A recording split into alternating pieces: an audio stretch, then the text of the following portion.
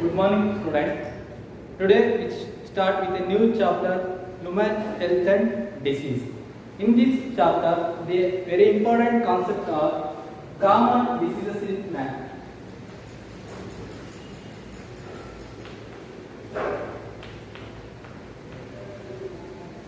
Second concept, immunity. Third, AIDS. Fourth, cancer. Fifth, drug and alcohol abuse.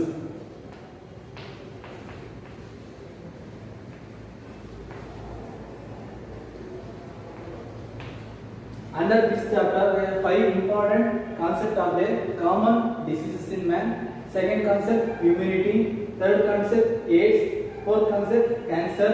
Fifth concept, drug and alcohol abuse. In these 5 concepts, they are very important for exam purposes. First, we will go to this chapter, introduction. Introduction. Medical. What is health? What is health? Health may be defined as physical, mental and social well-being of certain humans. Health may be defined as a physical, mental and social well-being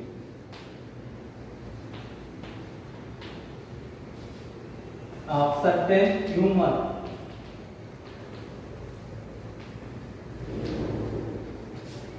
Health may be defined as a physical or mental social well-being of certain humans. ಅಂದ್ರೆ ಹೇಳ್ತಾರೆ health ಏನಾಗ physically ಅಂದ್ರೆ ಅವ್ರ physical activity ಚೆನ್ನಾಗಿದೆ, health ಚೆನ್ನಾಗಿದೆ ಅಂತ. ಅದೇ ತರ ಮೆಂಟಲ್ ಅಂದ್ರೆ ಅವ್ನ ಮೆಂಟಲ್ ಸ್ಟ್ರೆಸ್ ಇರ್ಬೋದು, ಮೆಂಟಲ್ ಸ್ಟ್ರೆಸ್ ಇರ್ಬೋದು, ಅದು ಚೆನ್ನಾಗಿದೆ ಅಂದ್ರೆ ಅವ್ರು ಇದೆ ಅಂದ್ರೆ ಅವ್ನು ಚೆನ್ನಾಗಿದೆ. Next social wellbeing, they communicate with other peoples, ಅಂದ್ರೆ ಅವ್ನ ಸರೌಂಡಿಂಗ್ ಇರೋ ಪೀಪಲ್ ಜೊತೆ ಚೆನ್ನಾಗಿ ಕಮ್ಯುನಿಕೇಟ್ ಮಾಡ್ತಾರೆ ಅಂದ್ರೆ ಅವ್ನ ಹೆಲ್ತ್ ಸಮೇತ ಚೆನ್ನಾಗಿದೆ ಅಂತ ಹೇಳ್ತಾರೆ. Next, Hippocrates.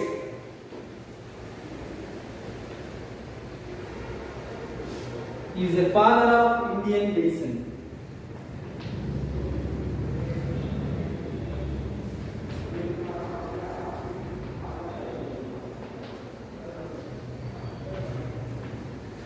Hippocrates is the father of Indian medicine. He comes under Ayurveda. ಏನ್ ಮಾಡ್ತಾರೆ? Hippocrates is a father of Indian medicine. It explain about the Ayurveda and Ayurvedic system of medicine. It contains certain humors like black bile. Humors like black bile ಅಂತ ಹೇಳ್ತೀವಿ, ಅದೇ ತರ yellow bile ಅಂತ ಹೇಳ್ತೀವಿ, ಅದೇ ತರ ಬ್ಲಡ್ ಅಂತ ಹೇಳ್ತೀವಿ.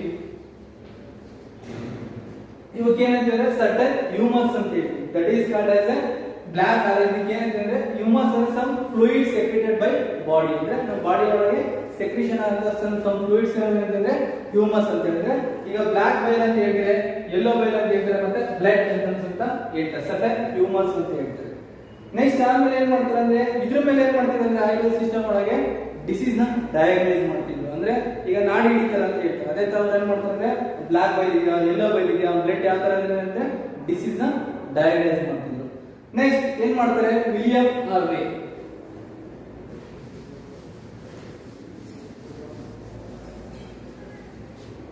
Next William Harvey.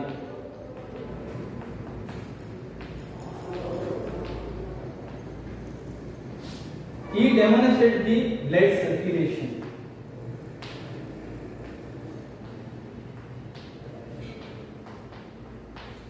ಈ demonstration the blood circulation in human body, ಅಂದ್ರೆ ಯಾವ ತರ ಹ್ಯೂಮನ್ ಬಾಡಿ ಒಳಗೆ ಬ್ಲಡ್ ಸರ್ಕ್ಯುಲೇಷನ್ ಆಗುತ್ತೆ ಅಂತ ಹೇಳ್ತಾರೆ. ಹಿಪ್ಪೋಕ್ರೇಟಸ್ ಪ್ರಕಾರ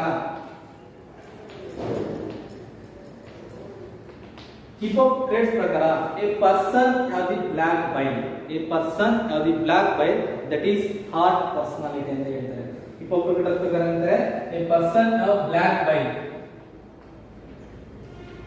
heart personality.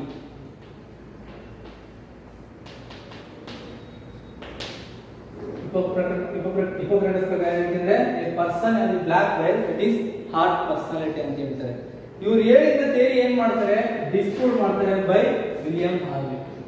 William Harvey disprove the a person which are black bile ಅಂತ ಹೇಳ್ತಾರೆ, ದಟ್ ಈಸ್ ಆರ್ಟ್ ಪರ್ಸನಾಲಿಟಿ ಅಂತ ಹಿಪೋಕ್ರೇಟಸ್ ಹೇಳ್ತಾರೆ. ಇದನ್ನ ಏನ್ ಮಾಡ್ತಾರೆ, ವಿಲಿಯಂ ಹಾರ್ವೆ ಡಿಸ್ಪ್ರೂವ್ ಮಾಡ್ತಾರೆ. ಯಾಕಂದ್ರೆ ಯಾವ ಸರ್ಟನ್ ನಾರ್ಮಲ್ ಹ್ಯೂಮನ್, ಯಾವ normal body temperature,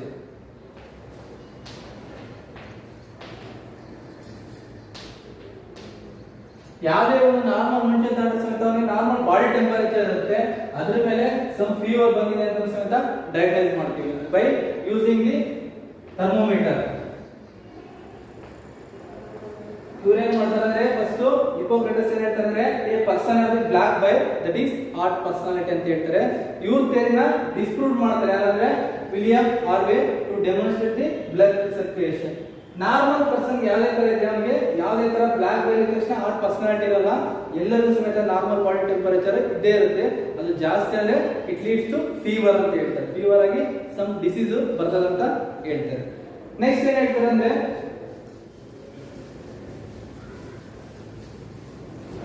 science advancement ಆದಂಗೆಲ್ಲ neuro ಏನಂದ್ರೆ ಎಂಡೋಕ್ರೈನ್ ಸಿಸ್ಟಮ್ ಅಂತ ಹೇಳ್ತೀವಿ,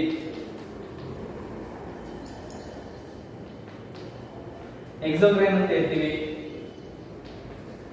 ಅದೇ ತರ ನರ್ವಸ್ ಸಿಸ್ಟಮ್ ಅಂತ ಹೇಳ್ತೀವಿ.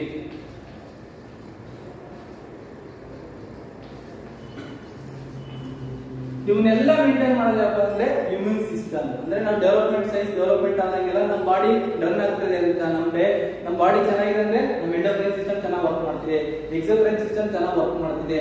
ನಾವು ಚೆನ್ನಾಗಿದ್ದೀವಿ ಅಂದ್ರೆ ನಮ್ಮ ನ್ಯೂರಲ್ ಸಿಸ್ಟಮ್ ಸಮೇತ ಚೆನ್ನಾಗಿದೆ ಅಂತ ಏನ್ ಮಾಡ್ತಂದ್ರೆ ಇದನ್ನೆಲ್ಲ ಕಂಟ್ರೋಲ್ ಮಾಡ್ತಾರೆ ಅಂದ್ರೆ immune system.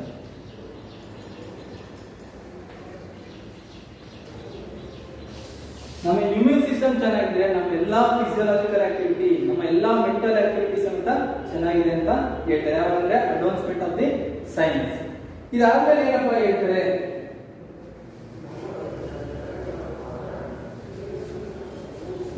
Next health mainly affected by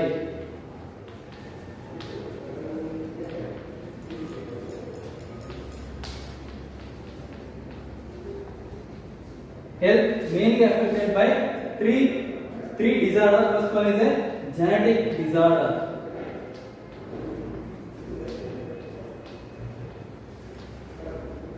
Second one is a infections. Third one is a lifestyle.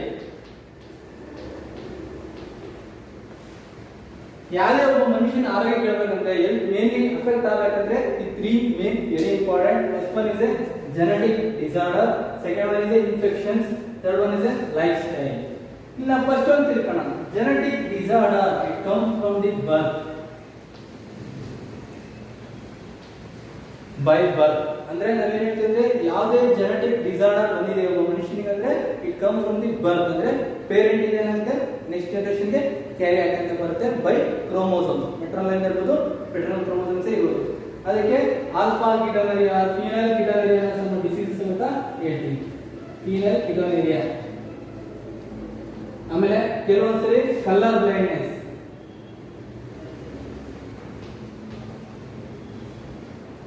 Example genetic disorders ಅಂದ್ರೆ it is come from the birth. At the time of birth ಬರ್ತದಕ್ಕೆ genetic disorders ಅಂತ ಹೇಳ್ತೀವಿ. Example ಅಂದ್ರೆ phenyl ketonuria ಇರ್ಬೋದು or colour blindness. These are the two examples for the genetic disorders. Next, third one, second one is important, infectious disease spread by one person to another person. ಅಂದ್ರೆ ಈಗ person to person ಅಂತ ಹೇಳ್ತೀವಿ. ಈಗ ಒಬ್ಬರಿಗೆ ಯಾರಿಗೋ ಒಬ್ಬ disease ಬಂದಿರುತ್ತೆ, ಅವನ ಹತ್ರ ನಾವು ಕಮ್ಯುನಿಕೇಟ್ ಮಾಡಿದಾಗ ಅದೇನಾದ್ರೆ ಡಿಸೀಸ್ ಒಬ್ಬರಿಂದ ಒಬ್ಬರಿಗೆ ಸ್ಪ್ರೆಡ್ ಆಗುತ್ತೆ. ಇನ್ಫೆಕ್ಷನ್ಸ್ ಅಂದ್ರೆ ವೆಕ್ಟರ್ಸ್ ಗಳು ಇರ್ಬೋದು, ಆರ್ ಮೆಕ್ಯಾನಿಕಲ್ ಕ್ಯಾರಿಯರ್ಸ್ ಇರ್ಬೋದು, ಆರ್ ಪರ್ಸನ್ಸ್ ಇರ್ಬೋದು, ಆರ್ ಮೋಡ್ ಆಫ್ ಟ್ರಾನ್ಸ್ಮಿಷನ್ ಇರ್ಬೋದು. ಅದೇನ್ ಮಾಡ್ತೀವಿ, ಇನ್ಫೆಕ್ಷನ್ಸ್ ಅಂದ್ರೆ ಒಬ್ಬರಿಂದ ಒಬ್ಬರಿಗೆ ಟ್ರಾನ್ಸ್ಮಿಟ್ ಆಗುತ್ತೆ. ಅದೇ ತರ ಲೈಫ್ ಸ್ಟೈಲ್ ಅಂತ ಹೇಳ್ತೀವಿ. These are very important nowadays. ಯಾಕಂದ್ರೆ ನಾವು ಯಾಕಂದ್ರೆ ಲೈಫ್ ಸ್ಟೈಲ್ ಯಾಕಂದ್ರೆ ಅಂತಂದ್ರೆ some of the peoples they are addict for drugs ಸಮೇತ ಕೆಲವೊಬ್ರು ಅಡಿಕ್ಟ್ ಆಗಿರ್ತಾರೆ. ನೆಕ್ಸ್ಟ್ ಕೆಲವೊಬ್ರು ಏನ್ ಮಾಡ್ತಾರೆ, ಅಡಿಕ್ಟಿಂಗ್ ಫಾರ್ ದಿ ಸ್ಮೋಕಿಂಗ್ ಸಮೇತ ಅಡಿಕ್ಟ್ ಆಗಿರ್ತಾರೆ. Next and also some of the lifestyles use ಮಾಡೋ ಕಾಸ್ಮೆಟಿಕ್ಸ್ ಇರುತ್ತಲ್ಲ ಅದ್ರ ಅದರಿಂದ ಸಮೇತ ಡಿಸೀಸ್ ಬರುತ್ತೆ. ಯಾಕಂದ್ರೆ ನಾವು ಲೋ ಇಂಗ್ರೀಡಿಯೆಂಟ್ ಕಾಸ್ಮೆಟಿಕ್ಸ್ ತಗೊಂಡ್ರೆ ಕೆಮಿಕಲ್ ಅಂಡ್ ಅಡಲ್ಟ್ರೇಷನ್ ಜಾಸ್ತಿ ಆಗಿರ್ತದೆ. ಅದನ್ನ ತಗೊಂಡ್ರೆ ನಾವು ಯೂಸ್ ಮಾಡಿದಾಗ ಏನಾಗುತ್ತೆ ನಮಗೆ ಸಮ್ ಆಫ್ ದಿ ಏನಾಗುತ್ತೆ ಕ್ಯಾನ್ಸರ್ಸ್ ಬರುತ್ತೆ, ಟ್ಯೂಬರ್ ಕ್ಯಾನ್ಸರ್ ಸಮೇತ ಬರುತ್ತೆ, ಓರಲ್ ಕ್ಯಾನ್ಸರ್ ಸಮೇತ ಬರುತ್ತೆ. ಯಾಕಂದ್ರೆ lifestyle very important. Next it contaminated food ಇರ್ಬೋದು, ಕಂಟಾಮಿನೇಟೆಡ್ ಫುಡ್ ಇರ್ಬೋದು, ಮತ್ತೆ ಕಂಟಾಮಿನೇಟೆಡ್ ವಾಟರ್ ಇರ್ಬೋದು. ಅದರಿಂದ ಸಮೇತ ಲೈಫ್ ಸ್ಟೈಲ್ಗೆ ಸಮೇತ ಅಫೆಕ್ಟ್ ಆಗುತ್ತೆ. ಯಾಕಂದ್ರೆ ಈಗೆಲ್ಲ ತಿಂತೀವಿ, ನೂಡಲ್ಸ್ ಅಂತ ತಿಂತೀವಿ, ಗೋಬಿ ಅಂತ ತಿಂತೀವಿ, ಅಲ್ಲಿ ಹಾಕೋ ಕೆಮಿಕಲ್ಸ್ ಅಲ್ಲಿ ಸಮೇತ ಎಷ್ಟೋ ನಮಗೆ ಡಿಸೀಸ್ಗಳು ಬರ್ತವೆ. ಅದು ನಮಗೆ ಗೊತ್ತಾಗಲ್ಲ, ಕೆಮಿಕಲ್ ಅಡಲ್ಟ್ರೇಟ್ ಆಗಿರುತ್ತೆ. ಅದಕ್ಕೆ mainly affected by genetic disorder, infections, third one is a lifestyle. It is come from birth and infection ಅಂದ್ರೆ ಒಬ್ಬರಿಂದ ಒಬ್ಬರಿಗೆ ಸ್ಪ್ರೆಡ್ ಆಗುತ್ತೆ. ನೆಕ್ಸ್ಟ್ ಆಯ್ತಾ ಲೈಫ್ಸ್ಟೈಲ್ ಅಂದ್ರೆ ಯೂಸ್ ಮಾಡ್ತಾರೆ ಡ್ರಗ್ಸ್ ಇರ್ಬೋದು, ಮತ್ತೆ ಸ್ಮೋಕಿಂಗ್ ಹ್ಯಾಬಿಟ್ ಇರ್ಬೋದು, ನಾವು ತಿಂತಿರೋಂಥ ಜಂಕ್ ಫುಡ್ಸ್ ಇಂದ ಸಮೇತ ಲೈಫ್ ಸ್ಟೈಲ್ ಇಂದ ಡಿಸೀಸ್ ಅಫೆಕ್ಟ್ ಆಗುತ್ತೆ. ನೆಕ್ಸ್ಟ್ ಏನ್ ಮಾಡ್ತೀವಪ್ಪ, how to maintain a good health.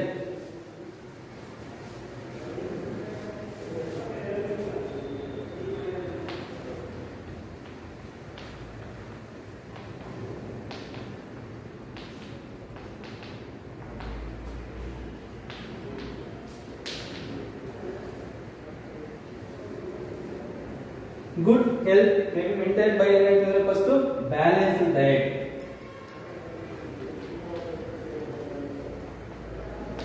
Balanced diet ಅಂತ ಹೇಳಿ, ಈಗ ಎಕ್ಸಾಂಪಲ್ ಅಂತ ಹೇಳ್ತೀವಿ ನಾವು ಬ್ಯಾಲೆನ್ಸ್ಡ್ ಡಯಟ್ ಅಂದ್ರೆ ಪ್ರಾಪರ್ ಟೈಮಿಂಗ್ ಆಫ್ ಫುಡ್ ಅಂತ ಹೇಳ್ತಿದ್ರೆ ನಾವು ತಿನ್ನೋ ಫುಡ್ ಅಲ್ಲಿ ವಿಟಮಿನ್ಸ್ ಇರಬೇಕು, ಪ್ರೋಟೀನ್ಸ್ ಇರಬೇಕು, ಕಾರ್ಬೋಹೈಡ್ರೇಟ್ಸ್ ಇರಬೇಕು, ಲಿಪಿಡ್ಸ್ ಇರಬೇಕು. ಅದ್ರಲ್ಲಿ ಒಂದು ಕಂಟೆಂಟ್ ಕಡಿಮೆ ಆದ ಸಮೇತ ಡಿಸೀಸ್ ಬರೋ ಚಾನ್ಸಸ್ ಇದೆ. ಎಕ್ಸಾಂಪಲ್ ಅಂದ್ರೆ ಈಗ ವಿಟಮಿನ್ಸ್, ನಾವು ತಿನ್ನೋ ವೆಜಿಟೇಬಲ್ಸ್ ಅಲ್ಲಿ ವಿಟಮಿನ್ಸ್ ಇಲ್ಲ ಅಂದ್ರೂ ಸಮೇತ, ಈಗ ಎ ಇದ್ರೂ ಸಮೇತ ನೈಟ್ ಟೈಟ್ನೆಸ್ ಬರುತ್ತೆ, ವಿಟಮಿನ್ ಬಿ ಕಮ್ಮಿ ಆದ್ರೆ ಬೆರಿ ಬರುತ್ತೆ, ವಿಟಮಿನ್ ಸಿ ಕಮ್ಮಿ ಆದ್ರೆ ಸಮೇತ ಸ್ಕರ್ವಿ ಬರುತ್ತೆ, ವಿಟಮಿನ್ ಡಿ ಕಮ್ಮಿ ಆದ್ರೆ ಸಮೇತ ರಿಕೆಟ್ಸ್ ಬರುತ್ತೆ. ಅಂದ್ರೆ ನಾವು ತಿನ್ನೋ ಫುಡ್ ಅಲ್ಲಿ ಸಮೇತ ಬ್ಯಾಲೆನ್ಸ್ ಡಯಟ್ ಇರಬೇಕಂದ್ರೆ ಇಟ್ ಕಂಟೈನ್ ಪ್ರೋಟೀನ್ಸ್ ಇರ್ಬೋದು, ಅದೇ ತರ ಕಾರ್ಬೋಹೈಡ್ರೇಟ್ಸ್ ಇರ್ಬೋದು, ಅದೇ ತರ ಲಿಪಿಡ್ಸ್ ಇರ್ಬೋದು, ಅದೇ ತರ ಫ್ಯಾಟ್ಸ್ ಇರ್ಬೋದು. ನಾವು ತಿನ್ನೋ ಫುಡ್ ಅಲ್ಲಿ ಗ್ರೈನ್ಸ್ ಇರ್ಬೋದು, ವೆಜಿಟೇಬಲ್ಸ್ ಇರ್ಬೋದು, ಅವೆಲ್ಲ ಫುಡ್ ಅಲ್ಲಿ ಈ ಕಂಟೆಂಟ್ ಇರಲೇಬೇಕು. ಅದಕ್ಕೆ ನಾವು ಬ್ಯಾಲೆನ್ಸ್ಡ್ ಡಯಟ್ ಅಂತ ಹೇಳ್ತೀವಿ. Next second one regular exercise.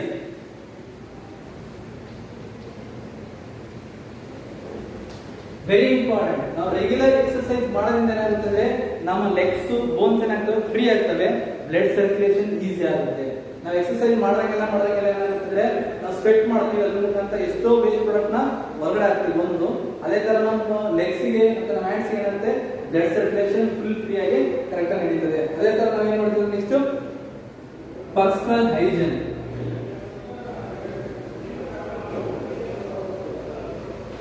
Personal hygiene ಅಂತ ಹೇಳ್ತೀವಿ, ಇಂಪಾರ್ಟೆಂಟ್. ಪರ್ಸನಲ್ ಹೈಜೀನ್ ಅಂದ್ರೆ ಏನಂತಂದ್ರೆ ನಾವು ಯಾವುದೇ ತರ ಪರ್ಸನಲ್ ಹೈಜೀನ್ ಅಂದ್ರೆ ಡೈಲಿ ಬಾತಿಂಗ್ ಇರ್ಬೋದು, ಇದಕ್ಕೂ ಸಮೇತ ಪರ್ಸನಲ್ ಹೈಜೀನಿಂಗ್ ಅಂತ ಹೇಳ್ತೀವಿ. ಯಾಕಂದ್ರೆ ಡೈಲಿ ಬಾತಿಂಗ್ ಮಾಡೋದ್ರಿಂದ ಎಷ್ಟೋ ವೈರಸ್ಗಳನ್ನ, ಎಷ್ಟೋ ಫಂಗೈಗಳನ್ನ ನಮ್ಮ ಬಾಡಿಯಿಂದ ಎರಾಡಿಕೇಟ್ ಮಾಡಬಹುದು. ಅದೇ ತರ ಪರ್ಸನಲ್ ಹೈಜೀನಿಂಗ್ ಇನ್ನೊಂದು ಇಂಪಾರ್ಟೆಂಟ್, ನಾವು ಯಾವುದೇ ಒಂದು ವೆಜಿಟೇಬಲ್ಸ್ ಮನೆಗೆ ತರ್ತೀವಿ ಅದನ್ನ ಕ್ಲೀನ್ ಮಾಡಬೇಕು. ಯಾಕಂದ್ರೆ ಬಿಫೋರ್ ಕುಕಿಂಗ್ ಏನ್ ಮಾಡಬೇಕು, ಕ್ಲೀನ್ ವಿತ್ ವಾಟರ್ಸ್. ಅದೇ ತರ ಫ್ರೂಟ್ಸ್ ನ ಮತ್ತೆ ಕ್ಲೀನ್ ವಿತ್ ವಾಟರ್ ಮಾಡಿದಾಗ ಏನಾಗ್ತದೆ ಎಷ್ಟೋ ವೈರಸ್ಗಳು ಫಂಗೈಗಳು ಅಂತ ಎರಾಡಿಕೇಟ್ ಆಗ್ತವೆ. ಅದಕ್ಕೋಸ್ಕರ personal hygiene is very important. And next ಏನ್ ಹೇಳ್ತೀವಿ ಅಂದ್ರೆ next awareness about the diseases is very very important.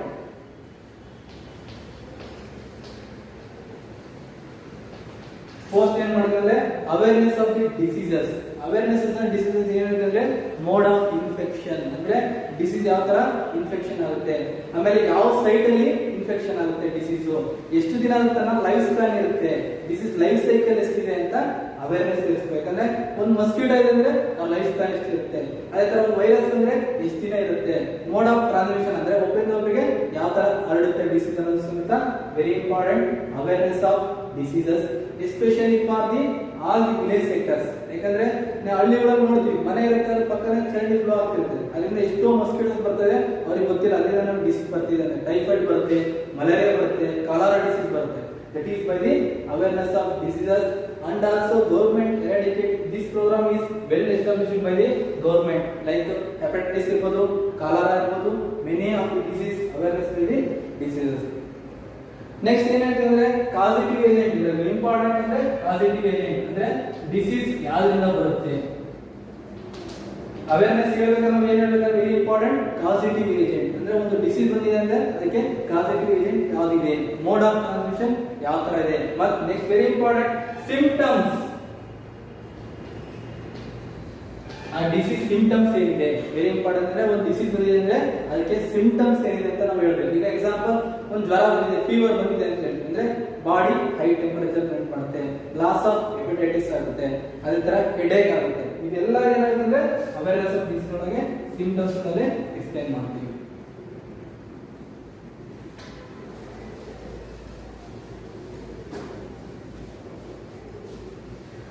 Next very important awareness of vaccination immunisation ಅಂತ ಹೇಳ್ತೀವಿ. Very important that is awareness of vaccination ಅಂದ್ರೆ ಈಗ ನಾವು ಒಂದು ಡಿಸೀಸ್ ಬಂದಿದೆ ಅಂದ್ರೆ ಅದಕ್ಕೆ ಯಾವ ತರ ನಾವು ವ್ಯಾಕ್ಸಿನ್ಸ್ ತಗೋಬೇಕು. ಅದೇ ಅಟ್ ದ ಟೈಮ್ ಆಫ್ ಬರ್ತ್ ಒಂದು ಚೈಲ್ಡ್ ಬರ್ತಾ ಇದೆ ಅಂದ್ರೆ ಅಲ್ಲಿ ಏನ್ ಮಾಡ್ತಾರೆ ಡಾಕ್ಟರ್ ಶಾಪಿಗಳು ಲೀಸ್ಟ್ ಕೊಡ್ತಾರೆ ಅಂದ್ರೆ ಯಾವ ಟೈಮ್ ಅಲ್ಲಿ ಯಾವ ವ್ಯಾಕ್ಸಿನೇಷನ್ ಮಾಡಿಸ್ಬೇಕು, 7 ಮಂತ್ಸ್ ಗೆ ಯಾವ್ದು ಮಾಡಿಸ್ಬೇಕು, 9 ಮಂತ್ಸ್ ಗೆ ಯಾವ್ದು ಮಾಡಿಸ್ಬೇಕು, ಆ ವಸ್ತುಗೆ ಏನ್ ಮಾಡ್ತಾರೆ ವ್ಯಾಕ್ಸಿನೇಷನ್ ಕೊಡ್ತಾರೆ. ಯಾಕಂದ್ರೆ ಇಮ್ಯುನೈಸೇಷನ್ ಅಂತ ಹೇಳಿದ್ವಿ ಆ ವ್ಯಾಕ್ಸಿನೇಷನ್ ಅಂತ, ಯಾಕಂದ್ರೆ ಮುಂದೆ ಡಿಸೀಸ್ ಬಂದಂಗೆ ಯಾವ ತರ ಪ್ರಿವೆನ್ಷನ್ ಮಾಡಬೇಕು. ಈಗ ಎಕ್ಸಾಂಪಲ್ ಅವನಿಗೆ 15 ವರ್ಷಕ್ಕೆ ಹೆಪಟೈಟಿಸ್ ಬರುತ್ತೆ ಅಂದ್ರೆ ಆ ಹೆಪಟೈಟಿಸ್ ಬರದಂಗೆ ಪ್ರಿವೆಂಟ್ ಮಾಡ್ತೀವಿ, ಅದಕ್ಕೆ ವ್ಯಾಕ್ಸಿನೇಷನ್ಸ್ ಅಂತ ಹೇಳ್ತೀವಿ. Vaccination are very important in nowadays by the give by the government. Next very important proper disposable of wastes, proper disposal of wastes. This is very important about the maintain good health. ಯಾಕಂದ್ರೆ ಹೇಳ್ತೀವಿ proper disposable ಅಂದ್ರೆ ಏನ್ ಹೇಳ್ತಿದ್ರೆ ನಾವೆಲ್ಲ ಕಡೆ ಏನ್ ಮಾಡ್ತೀವಿ, ನಮ್ಮ ಮನೆ ವೇಸ್ಟ್ ತಗೊಂಡು ಸಾಲಿಡ್ ವೇಸ್ಟ್ ಲಿಕ್ವಿಡ್ ವೇಸ್ಟ್ ಎಲ್ಲ ಒಂದೇ ಕಡೆ ಹಾಕ್ತೀವಿ. ಆದಾಗ ಏನಾಗುತ್ತೆ ಅಂದ್ರೆ ವೆರಿ ಇಂಪಾರ್ಟೆಂಟ್ ವೆಕ್ಟರ್ಸ್ ಏನ್ ಮಾಡ್ತವೆ ತನ್ನ ಲೈಫ್ ಸ್ಟೈಲ್ ಜಾಸ್ತಿ ಮಾಡ್ಕೊಂತವೆ. ಈಗ ಯಾವುದೇ ಒಂದು ಮನೆ ಪಕ್ಕ ನಾವು ಗಾರ್ಬೇಜ್ ಏನು ಬಿಸಾಕ್ದಾಗೆಲ್ಲ ಏನಾಗುತ್ತೆ ಡಂಪ್ ಆಗುತ್ತೆ. ಆ ಡಂಪ್ ಆದಾಗ ಎಷ್ಟೋ ವೈರಸ್ಗಳು ಇರ್ಬೋದು, ಎಷ್ಟೋ ಫಂಗೈಗಳು ಇರ್ಬೋದು ತಮ್ಮ ಲೈಫ್ ನ ಸ್ಟಾರ್ಟ್ ಮಾಡ್ತವೆ, ತಮ್ಮ ಲೈಫ್ ಆಕ್ಟಿವಿಟಿನ ಇನ್ಕ್ರೀಸ್ ಮಾಡ್ಕೊಂತವೆ. ಅವಾಗ ಏನಾಗುತ್ತೆ it is causes a diseases called as vectors ಅಂತ ಹೇಳ್ತೀವಿ, ಮೆಕ್ಯಾನಿಕಲ್ ಕ್ಯಾರಿಯರ್ ಅಂತ ಹೇಳ್ತೀವಿ. It is a disease transmitted from one person to another persons. ಅದಕ್ಕೆ ಹೇಳ್ತಾರೆ ನೆಕ್ಸ್ಟ್ ಯಾವ ಏಜೆಂಟ್ಗಳು ಇಲ್ಲಿ ಟ್ರಾನ್ಸ್ಫರ್ ಆಗ್ತವೆ. ನೆಕ್ಸ್ಟ್ ಹೇಳ್ತಾರೆ ಏಜೆಂಟ್ ವೆಕ್ಟರ್ಸ್ ಅಂದ್ರೆ these are the transmitted agents ಅಂತ ಹೇಳ್ತೀವಿ. Vectors are the transmitted agent ಅಂದ್ರೆ ಡಿಸೀಸ್ ಅನ್ನು ಟ್ರಾನ್ಸ್ಮಿಟ್ ಮಾಡ್ತಾರೆ from one person to another person. Next last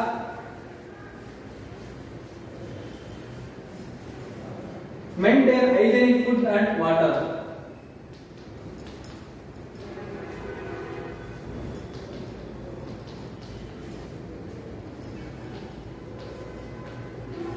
ನಾವೇನ್ ಮಾಡ್ಬೇಕಪ್ಪ, ನಮ್ಮ ಹೆಲ್ತ್ ಚೆನ್ನಾಗಿರ್ಬೇಕಂದ್ರೆ we maintain good food, hygienic food and water. ಯಾಕಂದ್ರೆ ನಾವು ಹೈಜೆನಿಕ್ ಫುಡ್ ತಗೊಳ್ಳೋದ್ರಿಂದ ಏನ್ ಮಾಡುತ್ತೆ ಡಿಸೀಸ್ ನ ಅವಾಯ್ಡ್ ಮಾಡಬಹುದು. ಅದೇ ತರ ಹೈಜೆನಿಕ್ ವಾಟರ್ ಎಲ್ಲ ಆಲ್ವಾ ವಾಟರ್ ಅಂತ ಎಲ್ಲರೂ ಯೂಸ್ ಮಾಡ್ತೀವಿ, ಯಾಕಂದ್ರೆ ನಾವು ಹೆಲ್ತ್ ಚೆನ್ನಾಗಿರ್ಬೇಕು ಆ ಹ್ಯಾಬಿಟ್ ನ ಇದನ್ನ ಮಾಡ್ತೀವಿ.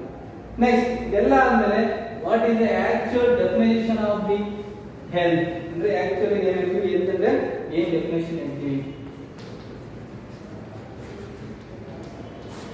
Health may be defined as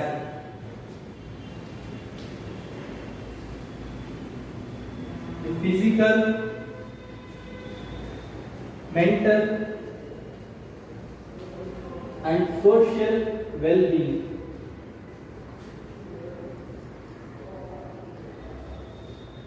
of certain human symptoms anta ಹೇಳ್ತೀವಿ. ಇನ್ನೊಂದು ಡೆಫಿನೇಷನ್ ಹೇಳ್ತೀವಿ absence of disease.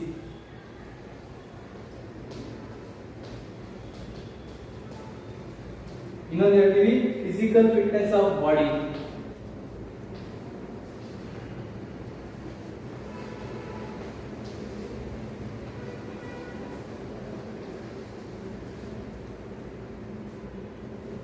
ಏನು ಅಂತ ಹೇಳಿದ್ರೆ health may be defined as physical, mental, social well being ಅಂತ ಹೇಳಿದ್ರೆ ಫಿಸಿಕಲಿ ಅಂದ್ರೆ ಎಲ್ಲಾ ಫಿಸಿಯಲಾಜಿಕಲ್ ಆಕ್ಟಿವಿಟಿ ನಾರ್ಮಲ್ ಇರಬೇಕು. ಅಂದ್ರೆ ನಮ್ಮ ಬಾಡಿಯಲ್ಲಿ ಅಂತ ಎಲ್ಲಾ ಫಿಸಿಕಲ್ ಆಕ್ಟಿವಿಟಿ ಏನ್ಬೇಕು ನಾರ್ಮಲ್ ಇರಬೇಕು. ಅವಾಗ it have A good health ಅಂತ ಹೇಳ್ತೀವಿ.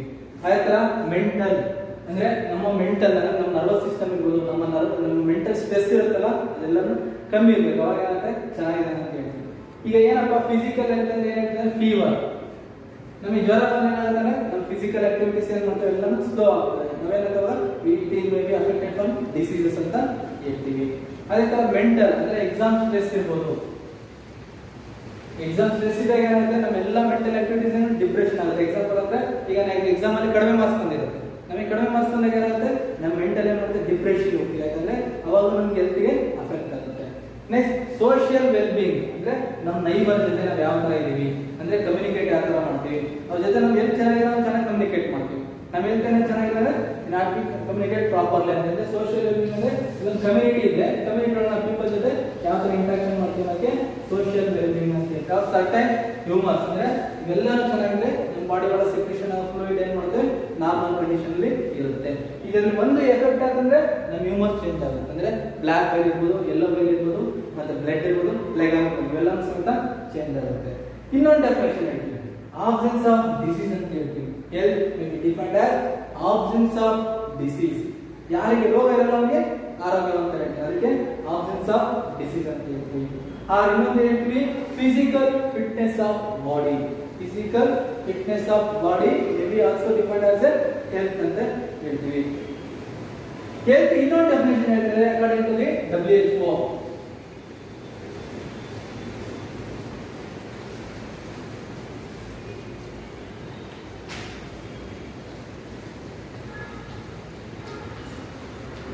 According to WHO ಪ್ರಕಾರ ಏನು ಹೇಳ್ತಾರೆ, a function of one or more organ, a function of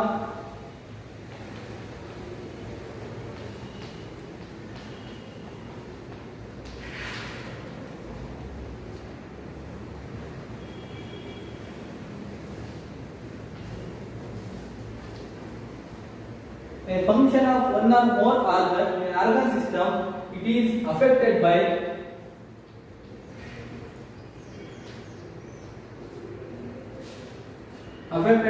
some viruses ಇರ್ಬೋದು, ಫಂಗೈ ಇರ್ಬೋದು, ಅದರಿಂದ ಅಫೆಕ್ಟ್ ಆಗುತ್ತೆ. It shows by sine and symptoms.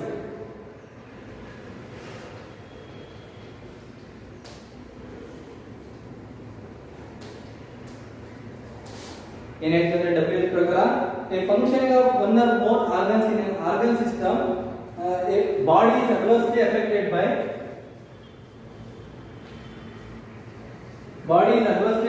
by some of the characteristics ಅಂತ ಹೇಳ್ತಾರೆ. some body ಏನು ಮಾಡುತ್ತೆ, some adversely affected by characteristics shown by sign and symptoms ಅಂತ ಹೇಳ್ತಾರೆ. ಅಂದ್ರೆ a function of one or more organs in an organ system may be affected by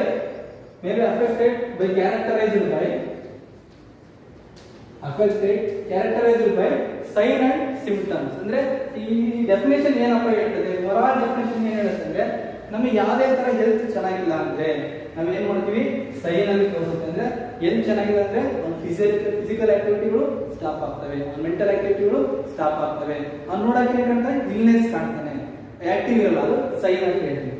ಆಮೇಲೆ ನಮಗೆ ಏನಾರ ಹೆಲ್ತ್ ಚೆನ್ನಾಗಿದೆ ಅಂದ್ರೆ ಸಿಂಪ್ಟಮ್ಸ್ ತೋರಿಸ್ತೀವಿ. ಎಕ್ಸಾಂಪಲ್ ಈಗ ಜ್ವರ ಬಂದಿದೆ ಅಂದ್ರೆ ಏನ್ ಮಾಡ್ತಾನೆ, ಅವ್ನು ಡಯಾಬಿಟಿಸ್ ತೋರಿಸ್ತಾನೆ, ಹೆಡ್ಏಕ್ ಆಗುತ್ತೆ ಅಂತ ಹೇಳ್ತಾನೆ, ಲಾಸ್ ಆಫ್ ಹೆಪಟೈಟಿಸ್ ಆಗುತ್ತೆ ಅಂತ ಹೇಳ್ತಾನೆ. ಆಮೇಲೆ ಬಾಡಿ ಹೈ ಟೆಂಪರೇಚರ್ ಇರುತ್ತೆ, ಹೈ ಟೆಂಪರೇಚರ್ ಏನಾಗುತ್ತೆ ನಮಗೆ ಸಿಂಪ್ಟಮ್ಸ್. ಅಂದ್ರೆ ಇಟ್ ಮೇ ಬಿ ಟೈಫಾಯ್ಡ್ ಇರ್ಬೋದು, ಇಟ್ ಮೇ ಬಿ ಮಲೇರಿಯಾ ಇರ್ಬೋದು ಅಂತ ನಾವೇನ್ ಮಾಡ್ತೀವಿ ಸಿಂಪ್ಟಮ್ಸ್ ಅಲ್ಲಿ ಎಕ್ಸ್ಪ್ರೆಸ್ ಮಾಡ್ತಾನೆ.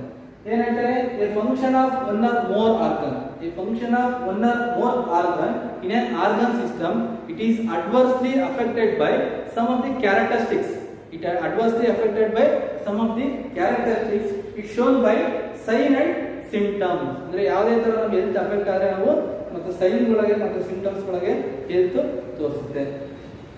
Next very important classification of diseases.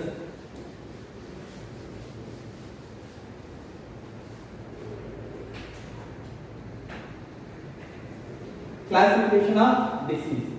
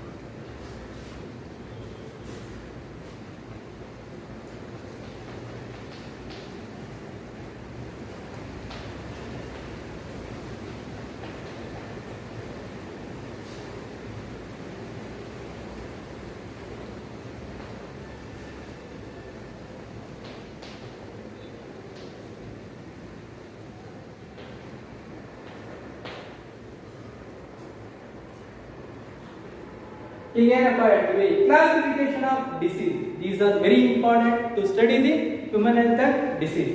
ಯಾಕಪ್ಪ ಅಂತ ಹೇಳ್ತೀವಿ ಡಿಸೀಸ್ ಯಾವ ತರ ನಾವು ಕ್ಲಾಸಿಫಿಕೇಶನ್ ಮಾಡಿದ್ವಿ that is very important. Congenital ಅಂದ್ರೆ at the time of birth ನಾವು ಹೇಳ್ತೀವಲ್ಲ ಜೆನೆಟಿಕ್ ಡಿಸಾರ್ಡರ್ಸ್ ಅಂತ ಹೇಳ್ತೀವಲ್ಲ ಓಕೆ ಕಾನ್ಜೆನಿಷಿಯಲ್ ಡಿಸೀಸ್ ಅಂತ ಹೇಳ್ತಾರೆ at the time of birth ಒಳಗೆ ಏನಾಗುತ್ತೆ ಡಿಸೀಸ್ ಬರುತ್ತೆ.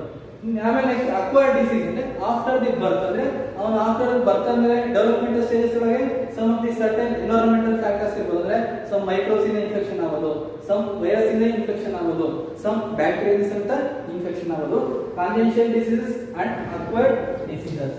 ಕಾನ್ಜೆನಿಷಿಯಲ್ ಅಂದ್ರೆ at the time of birth ಅಂದ್ರೆ ನೆಕ್ಸ್ಟ್ ಅಕ್ವೈರ್ಡ್ ಅಂದ್ರೆ after the birth it is favour by the environment. Environment ಗೆ ಒಳಗಾದ್ಮೇಲೆ ನಾವು ಬೈ ವೈರಸ್ ಇಂದ ಬರ್ಬೋದು ಡಿಸೀಸ್, ಬ್ಯಾಕ್ಟೀರಿಯಾ ಡಿಸೀಸ್ ಬರ್ಬೋದು, ಫಂಗೈ ಇಂದ ಬರ್ಬೋದು, ನಿಮ್ಯಾಟೋಡ್ಸ್ ಇಂದ ಬರ್ಬೋದು, ವರ್ಮ್ಗಳಿಂದ ಸಮೇತ ಡಿಸೀಸ್ ಮೇ ಬಿ ಆಗ್ತವೆ. ನೆಕ್ಸ್ಟ್ ಇದಕ್ಕೆ ನೀವು ಎನ್ಸಿಆರ್ಟಿ ಒಳಗೆ ರೆಫರ್ ಮಾಡೋದು only 2 types infectious disease and non infectious disease. ಇದನ್ನ ನಾವು ಜನರಲ್ ಆಗಿ ಹೇಳ್ತೀವಿ ಯಾವ ತರ ಡಿಸೀಸ್ ಬರುತ್ತೆ ಇದೆ. ಇದಕ್ಕೆ ಏನಾಗಿರುತ್ತೆ ಇದು ಕಾಂಪಿಟೇಟಿವ್ ಎಕ್ಸಾಮ್ ಪಾಯಿಂಟ್ ಅಲ್ಲಿ ಹೆಲ್ಪ್ ಆಗ್ತವೆ. ನಿಮ್ಮ ಎನ್ಸಿಆರ್ಟಿ ಅಲ್ಲಿ ರೆಫರ್ ಮಾಡೋದು only infectious disease and non infectious disease. Infectious ಇಲ್ಲಿ ಹೆಸರಲ್ಲೇ ಇದೆ ಅದಕ್ಕೆ ಏನಂತಂದ್ರೆ ಕಮ್ಯುನಿಕೇಬಲ್ ಅಂತ ಹೇಳ್ತೀವಿ. ನಾನ್ ಇನ್ಫೆಕ್ಷಿಯಸ್ ಅಂದ್ರೆ ನಾಟ್ ಕಮ್ಯುನಿಕೇಬಲ್. ಇನ್ಫೆಕ್ಷಿಯಸ್ ಅಂದ್ರೆ the disease transmitted from one person to another person. One person to another person. Disease transmitted from one person to another person that is called as infectious ಅಂತ ಹೇಳ್ತೀವಿ. ಅಂದ್ರೆ ಒಬ್ಬರಿಂದ ಒಬ್ಬರಿಗೆ ಹರಡುತ್ತೆ. Example ಅಂದ್ರೆ ನಾವು ಈಗ ಹೇಳ್ತೀವಿ ಕೊರೋನಾ ವೈರಸ್. ಈ ಕೊರೋನಾ ವೈರಸ್ ಸಮೇತ ಇನ್ಫೆಕ್ಷಸ್ ಡಿಸೀಸ್ ಅಂತಾನೆ ಸಮೇತ ಹೇಳ್ಬೋದು. ಅದೇ ತರ ಟಿಬಿ ಇರ್ಬೋದು. ಇವಕ್ಕೆಲ್ಲ ಸಮೇತ ಹೇಳ್ತೀವಿ ಇನ್ಫೆಕ್ಷಸ್ ಡಿಸೀಸ್ ಅಂತ ಹೇಳ್ತೀವಿ. ಅದೇ ತರ ಏಡ್ಸ್ ಇವೆಲ್ಲನೇ ಸಮೇತ example for infectious disease. The disease transmitted from one person to another person that is called as infectious disease. Non-infectious disease, the disease cannot be transmitted from one person to another person. ಅಂದ್ರೆ ಒಬ್ಬರಿಂದ ಒಬ್ಬರಿಗೆ ಹರಡಲ್ಲ. ಅದಕ್ಕೆ ನಾನ್ infectious ಅಂತ ಹೇಳ್ತೀವಿ, ನಾನ್ communicable disease ಅಂತ ಹೇಳ್ತೀವಿ. Example cancer. Cancer cannot be transmitted from one person to another person. Next class we discuss about the ಯಾವ ತರ ವೈರಸಸ್ ಇದೆ, ಯಾವ ಟೈಪ್ ಅಲ್ಲಿ ಇನ್ಫೆಕ್ಷನ್ ಮಾಡುತ್ತೆ ಅಂತ ನೆಕ್ಸ್ಟ್ ಕ್ಲಾಸ್ ಅಲ್ಲಿ ನೋಡೋಣ.